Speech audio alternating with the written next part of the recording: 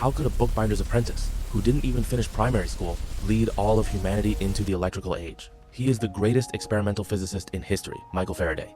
Born in a slum, Faraday never even learned formal math, but he had a secret weapon. While binding books for others, he would frantically read the scientific knowledge inside. Later, through sheer persistence and a beautifully hand-copied notebook, he actually moved the scientific giant Humphrey Davy and snuck into his lab as a lowly assistant. No one expected that this poor kid, who couldn't even read calculus, was about to turn the whole world upside down.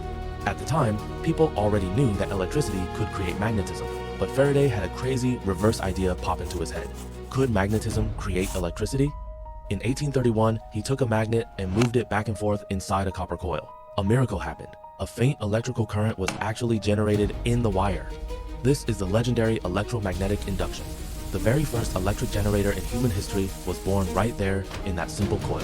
From that day on, electricity was no longer a cheap parlor trick for magicians. It became an infinite energy source that could be continuously generated. Ranking him at rank 23 is because without that simple motion of pushing a magnet into a coil, today there would be no power plants, no electric lights, and definitely no smartphone in your hand watching this video. With the simplest of experiments, he laid the entire foundation of modern civilization.